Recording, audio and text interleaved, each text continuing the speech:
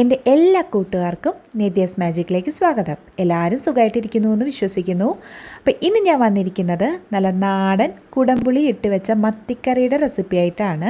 അപ്പോൾ എങ്ങനെയാണ് നല്ല സ്പൈസി ആയിട്ടുള്ള ഈ കറി തയ്യാറാക്കുന്നതെന്ന് നമുക്ക് നോക്കാം. നമ്മൾ ഈ കറി മൺചട്ടിയിലാണ് ചെയ്യുന്നത്. അപ്പോൾ ഇതിലേക്ക് ഞാൻ 2 ടീസ്പൂൺ വെളിച്ചെണ്ണ ഒഴിച്ചു കൊടുത്തിട്ടുണ്ട്. ഇനി ഈ വെളിച്ചെണ്ണ ഒന്ന് ചൂടായി വരുമ്പോഴേക്കും നമുക്കിതിലേക്ക് 1 ടീസ്പൂൺ കടുകിട്ട് കൊടുക്കാം. ഇപ്പോൾ കടുക് പൊട്ടി വരാൻ തുടങ്ങിയിട്ടുണ്ട്. ഇനി ഇതിലേക്ക് നമുക്ക് 4-5 വറ്റൽമുളകും കുറച്ച് കറിവേപ്പിലയും കൂടി ചേർത്ത് കൊടുക്കാം. ഇനി ഇതൊന്ന് മൂത്ത് വരുമ്പോഴേക്കും നമുക്കിതിലേക്ക് ചേർക്കാനുള്ളത് വെളുത്തുള്ളിയാണ്. അപ്പോൾ ഞാനിവിടെ ഒരു 10-12 അല്ലി വെളുത്തുള്ളി എടുത്തിട്ടുണ്ട്. അപ്പോൾ അതുകൂടി നമുക്കിതിലേക്ക് ചേർത്ത് കൊടുക്കാം. അതുപോലെ തന്നെ ഒരു മീഡിയം സൈസ് ഇഞ്ചിയും ചെറിയതായിട്ട് കട്ട് ചെയ്തെടുത്തിട്ടുണ്ട്. അപ്പോൾ അതുകൂടി നമുക്കിതിലേക്ക് ചേർത്ത് കൊടുക്കാം. ഇനി ഇഞ്ചിയുടെയും വെളുത്തുള്ളിയുടെയും ആ ഒരു പച്ചക്കുത്ത് മാറുന്നത് വരെ നമുക്കിത് നന്നായി ഒന്ന് വഴറ്റിയെടുക്കാം. 2-3 മിനിറ്റ് മതിയാകും. അപ്പോൾ നന്നായി ഇതൊന്ന് വഴറ്റിയെടുക്കാം മീഡിയം ഫ്ലെയിമിലിട്ട്.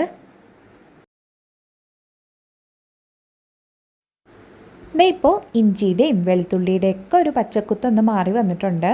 ഇനി ഇതിലേക്ക് നമുക്ക് കൊച്ചുള്ളിയാണ് ചേർക്കാനുള്ളത്. ഞാനിപ്പോൾ ഇവിടെ ഒരു 10-20ഓളം കൊച്ചുള്ളി എടുത്തിട്ടുണ്ട്. അപ്പോൾ അതുകൂടി നമുക്കിതിലേക്ക് ചേർത്ത് കൊടുക്കാം. അപ്പോൾ കൊച്ചുള്ളി തന്നെ എടുക്കാൻ ശ്രമിക്കുക കേട്ടോ. സവാള ചേർക്കുന്നതിനെക്കാട്ടിലും നല്ല ടേസ്റ്റ് കിട്ടുക നമ്മൾ കൊച്ചുള്ളി ചേർത്തിട്ട് ഈ കറി ചെയ്യുമ്പോഴാണ്. ഇനി ഈ കൊച്ചുള്ളി നമുക്ക് നല്ല സോഫ്റ്റായി വരുന്നത് വരെ സോട്ട് ചെയ്തെടുക്കണം. അപ്പോൾ ഞാനിപ്പോൾ ഉപ്പൊന്നും ചേർക്കുന്നില്ല കേട്ടോ. നമ്മൾ സാധാരണ സവാള ഇടുമ്പോഴത്തേക്ക് ഉപ്പ് ചേർക്കാറുണ്ട് പെട്ടെന്ന് വാടിക്കിട്ടാൻ. പക്ഷേ ഞാനിപ്പോൾ നമ്മൾ കൊച്ചുള്ളിയല്ലേ എടുത്തിരിക്കുന്നത്. അപ്പോൾ ഇതിലേക്ക് ഞാനിപ്പോൾ ഉപ്പൊന്നും ചേർക്കുന്നില്ല. ഈ ഉള്ളി ഒന്ന് വാടി വരുമ്പോഴേക്കും നമുക്കിതിലേക്ക് 2 പച്ചമുളക് കൂടി ചേർത്ത് കൊടുക്കാം. അപ്പോൾ പച്ചമുളകിൻ്റെയൊക്കെ ക്വാണ്ടിറ്റി നമുക്ക് വേണ്ടുന്ന എരിവിനനുസരിച്ചിട്ട് എടുക്കുക. അപ്പോൾ ഈ ഉള്ളി നന്നായിട്ട് സോഫ്റ്റായി വരുന്നവരെ നമുക്കൊന്ന് സോട്ട് ചെയ്തെടുക്കാം. ഇപ്പോൾ ഉള്ളി നന്നായിട്ട് സോഫ്റ്റായി വന്നിട്ടുണ്ട്. കണ്ടോ, അതിൻ്റെ കളറൊക്കെ ചേഞ്ച് ആയി വന്നിട്ടുണ്ട്. ഇനി ഇതിലേക്ക് നമുക്ക് തക്കാളിയാണ് ചേർത്ത് കൊടുക്കാനുള്ളത്. അപ്പോൾ ഞാനിവിടെ 2 തക്കാളി ചെറുതായിട്ട് കട്ട് ചെയ്തെടുത്തിട്ടുണ്ട്. അപ്പോൾ അതുകൂടി നമുക്കിതിലേക്ക് ചേർത്ത് കൊടുക്കാം.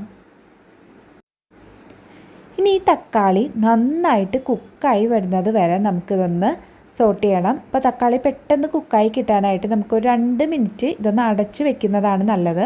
നമ്മൾ പെട്ടെന്ന് തന്നെ തക്കാളി കുക്കായി കിട്ടും. അപ്പോൾ 2 മിനിറ്റ് നമുക്കിത് അടച്ച് വെച്ചിട്ട് കുക്ക് ചെയ്യാം. അപ്പം ഞാൻ ഇതിനു മുമ്പ് തേങ്ങ ചേർക്കാതെ തയ്യാറാക്കുന്ന മീൻകറിയുടെ റെസിപ്പി ഇട്ടിട്ടുണ്ടായിരുന്നു.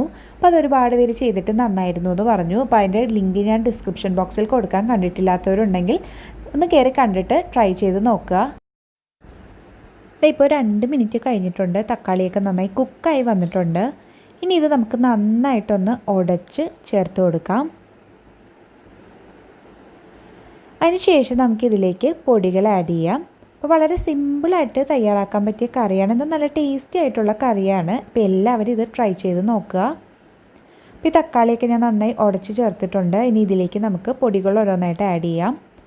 1.5 ടീസ്പൂൺ മല്ലിപ്പൊടി. അപ്പോൾ ഞാൻ എപ്പോഴും പറയാറുണ്ട് ഓരോ പൊടികൾ ചേർത്തിട്ട് ഒന്ന് മിക്സ് ചെയ്തിട്ട് അടുത്ത പൊടി ചേർക്കുന്നതാണ് നല്ലതെന്ന്. അപ്പോൾ മല്ലിപ്പൊടി ചേർത്തിട്ട് നമുക്കിതൊന്ന് സോട്ട് ചെയ്തെടുക്കാം. അതിന് ശേഷം നമുക്കിതിലേക്ക് മുളക് പൊടി ചേർത്ത് കൊടുക്കാം. 1.5 ടേബിൾ സ്പൂൺ മുളക് പൊടി. അപ്പോൾ മുളക് പൊടിയൊക്കെ നമുക്ക് വേണ്ട എരിവിനനുസരിച്ചിട്ട് എടുക്കുക. പിന്നെ നമുക്കിതിലേക്ക് ചേർക്കാനുള്ളത് മഞ്ഞൾപ്പൊടിയാണ്.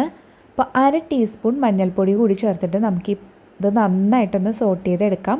അപ്പോൾ പൊടികൾ ചേർക്കുന്ന ടൈമിൽ ഫ്ലെയിം കുറച്ച് വെച്ചിട്ട് വേണം, ലോ ഫ്ലെയിമിൽ വെച്ചിട്ട് വേണം പൊടികൾ ചേർക്കാൻ. അല്ലെങ്കിൽ പെട്ടെന്ന് അത് കരിഞ്ഞു പോകാൻ ചാൻസ് ഉണ്ട്. അതുപോലെ തന്നെ നമ്മൾ പൊടികൾ ചേർക്കുന്ന ടൈമിൽ ആവശ്യത്തിന് ഓയിലില്ലെങ്കിൽ കുറച്ച് ഓയിൽ കൂടി ചേർത്ത് കൊടുക്കണം കേട്ടോ. ഇനി ഇതിലേക്ക് നമുക്ക് കുടംപുളി ചേർത്ത് കൊടുക്കാം. അപ്പോൾ ഞാനിവിടെ കുടംപുളി നേരത്തെ വെള്ളത്തിൽ സോക്ക് ചെയ്ത് വെച്ചിട്ടുണ്ടായിരുന്നു. അപ്പോൾ അത് നമുക്കിതിലേക്ക് ചേർത്ത് കൊടുക്കാം. ആ വെള്ളത്തോട് കൂടിയിട്ട് തന്നെ നമുക്കിതിലേക്ക് ചേർത്ത് കൊടുക്കാം. ഇനി ഇത് നന്നായിട്ടൊന്ന് തിളച്ച് വരണം. ആ മസാലയൊക്കെ ആ പുളി വെള്ളത്തിൽ കിടന്നിട്ട് നന്നായി ഒന്ന് മിക്സായി വരണം. അപ്പോൾ പുളി നമുക്ക് വേണ്ടുന്ന പുളിപ്പിനനുസരിച്ചിട്ട് പുളി എടുക്കുക. അപ്പോൾ അപ്പോൾ ഞാനിവിടെ 2 പീസാണ് കുടംപുളി ചേർത്തത്. നമ്മൾ ചേർക്കുന്ന തക്കാളിയുടെ പുളിപ്പിനനുസരിച്ചിട്ട് വേണം കുടംപുളി ചേർത്ത് കൊടുക്കാൻ. ഇനി ഇതിലേക്ക് നമുക്ക് ആവശ്യത്തിന് ഉപ്പ് ചേർത്ത് കൊടുക്കാം. നമ്മളപ്പോൾ ഇതുവരെ ഇതിൽ ഉപ്പ് ആഡ് ചെയ്തിട്ടുണ്ടായിരുന്നില്ല. അപ്പോൾ കുറച്ച് ഉപ്പും കൂടി ചേർത്തിട്ട് നമുക്കിത് നന്നായി മിക്സ് ചെയ്തെടുക്കാം. ഇനി ഇത് നന്നായിട്ടൊന്ന് തിളച്ച് വരുമ്പോഴേക്കും നമുക്കിതിലേക്ക് ബാക്കി വെള്ളം കൂടി ചേർത്ത് കൊടുക്കാം. അപ്പോൾ നമുക്ക് വേണ്ട ഗ്രേവിയുടെ തിക്നെസ്സിനനുസരിച്ചിട്ട് വെള്ളം ചേർത്ത് കൊടുക്കുക. ഞാനിപ്പോൾ ഇവിടെ ഏകദേശം 1.25 കപ്പോളം വെള്ളം ചേർത്ത് കൊടുക്കുന്നുണ്ട്. ഇനി ഇത് നന്നായിട്ടൊന്ന് തിളച്ച് വരണം. അപ്പോൾ ഇത് നമുക്ക് കുറച്ച് നേരം അടച്ച് വെച്ചിട്ട് കുക്ക് ചെയ്യാം. ഇത് നന്നായി ഒന്ന് തിളച്ച് ആ പുളിയൊക്കെ നന്നായി ഒന്ന് ഇറങ്ങി വരട്ടെ. ഇത് നമ്മുടെ കറി ഇപ്പോൾ നന്നായിട്ട് തിളച്ച് വന്നിട്ടുണ്ട്. പിന്നെ ഇതിലേക്ക് നമ്മൾ മീനാണ് ചേർത്ത് കൊടുക്കാനുള്ളത്. അപ്പോൾ ഞാൻ ഓൾറെഡി മത്തി നന്നായിട്ട് കഴുകി ക്ലീൻ ചെയ്ത് വെച്ചിട്ടുണ്ട്. അപ്പോൾ അതുകൂടി നമുക്കിതിലേക്ക് ചേർത്ത് കൊടുക്കാം. അപ്പോൾ മീൻ ചേർക്കുന്നതിന് മുമ്പായിട്ട് നമ്മൾ കറിയുടെ പുളിയും ഉപ്പും എല്ലാം ഒന്ന് ചെക്ക് ചെയ്യുക.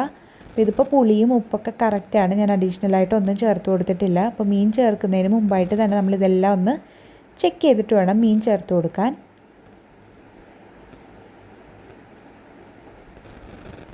എൻ്റെ ചാനൽ ആദ്യമായിട്ട് കാണുന്ന കൂട്ടുകാരുണ്ടെങ്കിൽ പ്ലീസ് ഒന്ന് സബ്സ്ക്രൈബ് ചെയ്യണേ. സബ്സ്ക്രൈബ് ചെയ്യുമ്പോൾ തൊട്ടടുത്തൊരു കുഞ്ഞു ബെല്ലൈക്കൺ വരും.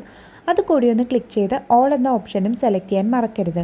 എങ്കിൽ മാത്രമേ ഞാൻ പുതിയ വീഡിയോസ് ഇടുമ്പോൾ അതിൻ്റെയൊക്കെ നോട്ടിഫിക്കേഷൻ നിങ്ങൾക്ക് ലഭിക്കുള്ളൂ.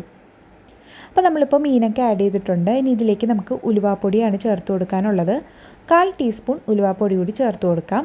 ഇനിയിപ്പോൾ ഉലുവ പൊടിയായിട്ടില്ലെങ്കിൽ നമുക്ക് പച്ച ഉലുവയാണ് കയ്യിലുള്ളതെങ്കിൽ ആദ്യം കടുക് പൊട്ടിക്കുന്ന ടൈമിൽ അത് കൂടി ചേർത്ത് കൊടുത്താൽ മതി. പിന്നെ നമുക്കിതിലേക്ക് ഒരു തണ്ട് കറിവേപ്പില കൂടി ചേർത്ത് കൊടുക്കാം. അപ്പോൾ ഉലുവയുടെ ക്വാണ്ടിറ്റി കൂടുതലാവാതിരിക്കാൻ ശ്രദ്ധിക്കണം കേട്ടോ. ഉലുവയുടെ ക്വാണ്ടിറ്റി കൂടുതലായാൽ നമുക്കൊരു കുത്തൽ അനുഭവപ്പെടും. പിന്നെ ഇത് നമുക്ക് 10 മിനിറ്റ് അടച്ചു വെച്ചിട്ട് കുക്ക് ചെയ്യാം.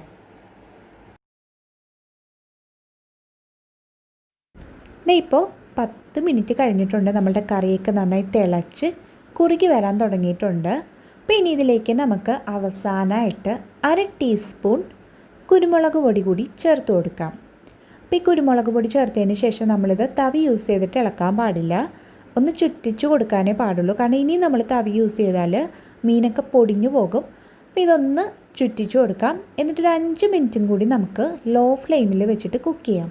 അപ്പോൾ ഇതിനി നമ്മൾ മൂടി വെച്ചിട്ട് കുക്ക് ചെയ്യേണ്ട ആവശ്യമില്ല കേട്ടോ. തുറന്ന് വെച്ചിട്ട് തന്നെ 5 മിനിറ്റും കൂടി ലോ ഫ്ലെയിമിൽ വെച്ച് കുക്ക് ചെയ്യാം. അപ്പോൾ നല്ല സ്പൈസി ആയിട്ടുള്ള നല്ല ടേസ്റ്റി ആയിട്ടുള്ള മത്തിക്കറിയുടെ റെസിപ്പിയാണ്. കപ്പയുടെയൊക്കെ ബെസ്റ്റ് കോമ്പിനേഷനാണ്. അപ്പോൾ എല്ലാവരും ഇതൊന്ന് ട്രൈ ചെയ്ത് നോക്കുക. എന്നിട്ട് നിങ്ങളുടെ ഫീഡ്ബാക്സൊക്കെ കമൻസിലൂടെ എന്നെ അറിയിക്കുക. ഒപ്പം ഈ വീഡിയോ ഇഷ്ടമായെങ്കിൽ ലൈക്ക് ചെയ്യാനും നിങ്ങളുടെ ഫ്രണ്ട്സിനും റിലേറ്റീവ്സിനും ഒന്ന് ഷെയർ ചെയ്ത് കൊടുക്കാനും മറക്കരുത്. അപ്പോൾ ഇതിലേക്ക് ഞാൻ അവസാനമായിട്ട് ഒരു തണ്ട് കറിവേപ്പില കൂടി ചേർത്തിട്ടുണ്ട്. അപ്പോൾ ഞാനിപ്പോൾ ഫ്ലെയിം ഓഫ് ചെയ്തിട്ടുണ്ട്. അപ്പോൾ ഒരു തണ്ട് കറിവേപ്പില കൂടി ചേർത്ത് കൊടുക്കാം. അപ്പോൾ മറ്റൊരു റെസിപ്പിയുമായി നമുക്ക് വീണ്ടും കാണാം. അതുവരെ താങ്ക് യു. ബൈ.